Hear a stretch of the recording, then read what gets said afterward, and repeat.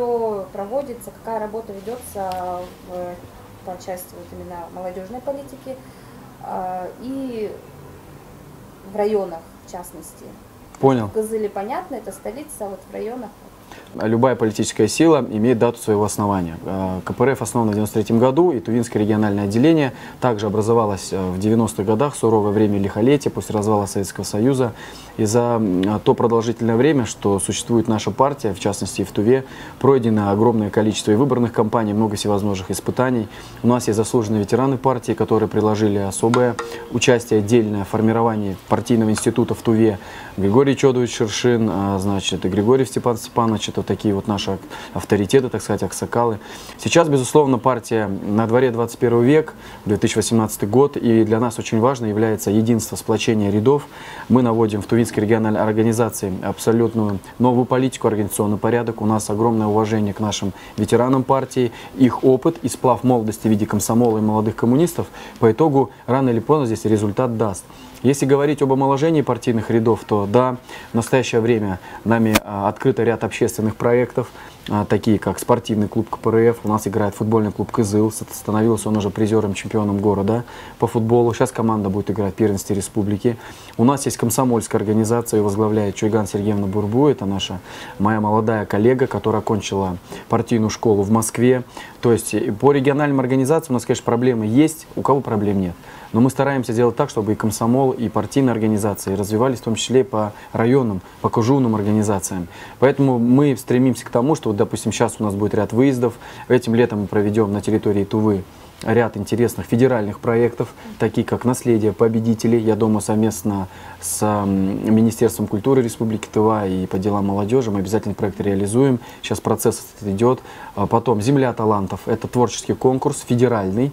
И лучшие ребятишки по 3 значит, номинациям: хореография, вокал и конкурс чтецов, они у нас будут отобраны в Москву, где могут принять участие в гала-концерте. Если же говорить о партии, о ее роли, то да, безусловно, в Туве мы достаточно активно проявляем себя. У нас есть первичная организация, к нам идет народ. И хочу сказать, что мы помолодели за последний год на 20 лет. Это очень важно для нас. Ну, вот, в принципе, это основное. Ну да, кстати, вот вы говорите, вы помолодели. Сейчас есть такой стереотип, что в КПРФ только состоят только ветераны, пенсионеры. А у вас, вот вы сказали, помолодели, у вас очень много молодежи. Вот сколько, да. Как у вас, сколько человек сейчас у вас? Вообще, на самом деле, вот ветераны — это является монолит, это основа нашей партии, это наш опыт. Прежде всего, это люди советской эпохи закалки с определенным жизненным мировоззрением. Мы их очень сильно уважаем и всегда слушаем и прислушиваемся к ним. При этом молодежь подтягивается, смотрит на наших старших товарищей.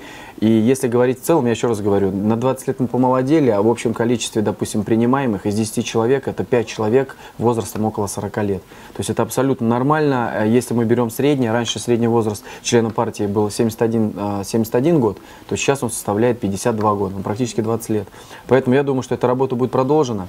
Увы и ах, не обходится без того, что есть определенные деструктивные силы, как говорится, которые пытаются навести какие-то определенную смуту внутри организации, но мы обязательно всегда справляемся с этим, следуем четко уставу. И вот впереди выборы в городской хурал. Сейчас у многих проходит такое предвыборное обострение. И в связи с этим мы несем определенную, так сказать, нагрузку, что дополнительно вынуждены с ними бороться. Поэтому мы прорвемся, как говорится, идем вперед. И я думаю, что жители Тувы обязательно нас поддержат. Ваших кандидатов сколько вот на выборы баллотируются, молодых именно? Молодых? Средний возраст мы сейчас на уровне с первичных организаций до районных организаций города Кызыла, допустим, в Хурал будут выборы городской, мы с самых низов обсуждаем кандидатуры. Я пока точно вам не могу сказать, потому что это еще все обсуждается. Вот, допустим, у Единой России уже праймерис идет. У нас тоже будет так называемый праймерис. Первичная организация предлагают, и вышестоящие органы рассматривают. Но я думаю, что средний возраст у нас будет такой же, как у всех партий. То есть мы будем не старше Единой России, это 100%. У нас будут абсолютно адекватные кандидаты, средний возраст которых от 40 до 60 лет. Я думаю, сколько так. Сейчас у вас членов партии?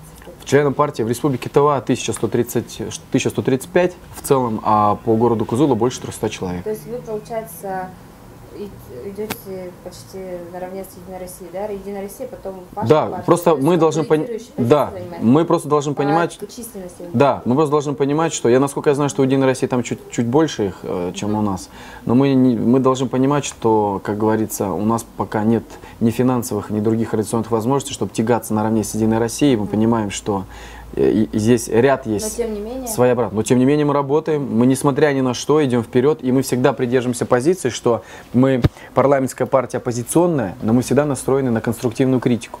Если мы кого-то критикуем, мы критикуем исключительно по делу, за какие-то там, не знаю, срывы, допустим, плановых работ, за конкретного нерадивого чиновника, кто там попилил бюджетные деньги, кто не вовремя оказал госуслугу. Мы, конечно, будем об этом говорить, но при этом, если мы понимаем, что власть готова идти на решение проблем и слышит людей, мы обязательно объединимся, мы обязательно подскажем дорогу. Поэтому вот, в принципе, это наша основная задача. А по планами можете поделиться? Безусловно. Самый главный план – это нам сейчас провести отчетное... Направление у вас какое-то выстроено? Да, конечно. Прежде всего, быть представлены в депутатском корпусе от СУМОНов до КЖУНов. У нас в каждом сельском совете должен быть депутат КПРФ. А сейчас не так? Сейчас вообще не так. Мы одна из тех территорий в России, где меньше всего депутатов. У нас по республике Тува 3 человека депутата. Один в Эрзинском районе, в Кызыльском Кужуне и в Байтайге. Ну, там у нас глава свой. 3. Если брать соседние территории сибирские, то там за сотни человек выходит. А вот в Горхурале, в Верховном Урале? Сейчас ни одного депутата нет. Ни одного? Ни одного нет, да. Ни в Горхурале, ни в Республиканском Хурале. Но если говорить о чем-то более глобальном, конечно, я думаю, что в России неизбежна избирательная реформа. Потому что, я вам честно скажу, это сложно назвать выборами, то, что происходит в стране. И поэтому неверие людей основывается на том, что голосуй, не голосуй, все равно получишь то, что ты получишь. Потому что действительно есть процессы недемократичные. Увы, они есть. И даже иногда мы не в состоянии что-то изменить. И наша задача говорить с людьми о том, чтобы верили и чтобы поддерживали нас в тех направлениях, которые мы предлагаем. Мы стараемся брать в КПРФ на руководящие должности людей с незапятнанной репутацией. Нам нужны люди идейные, прежде всего, они к нам и идут. И поэтому у нас в структуре КПРФ моя основная задача – собрать команду единомышленников. Что значит незапятнанное? То есть криминального прошлого? Без криминального прошлого, без судимостей, без каких-то отягощающих там, не знаю, там, процессов и прочих моментов. Потому что моральный облик коммуниста – это все-таки очень важно. И многие на меня в том числе обижаются. Вот эта вот грязь, которая в социальных сетях идет на меня, она вызвана исключительно моей твердой позицией по этому вопросу. Я когда сюда приехал, я здесь абсолютно один, и я выстраивал, смотрел, кто здесь что из себя представляет, видел, следил. Ну и когда стал принимать определенные решения при поддержке товарищей, то, безусловно, кому-то это будет не нравиться. И поэтому... Вы когда возглавили, в каком году? В 2017 году, 15 августа. А приехали когда? 26 апреля. А откуда приехали? С Красноярска. Ну и как вам здесь? Здесь прекрасно. Тува меня великолепно встретила. Конечно, я не буду говорить о социально-экономическом развитии.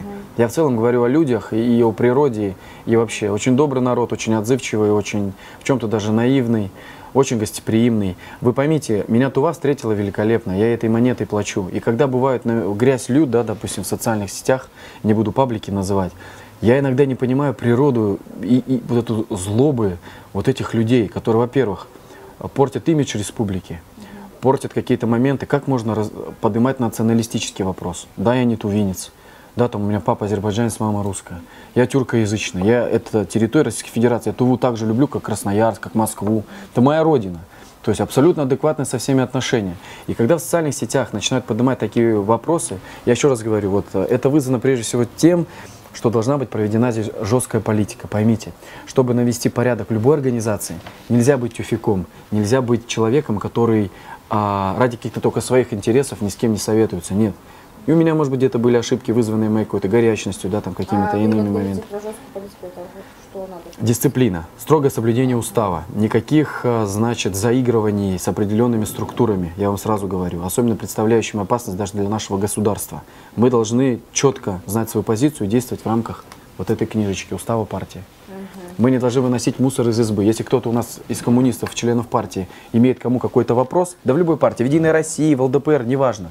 Если вы имеете ко мне какой-то вопрос, мы должны обсуждать в рамках нашей партии. Не выносить это в социальные сети, Россия-24, там, КГТРК. Не должны. У нас за это есть строгие уставом прописанные пункты, где идет исключение из партии.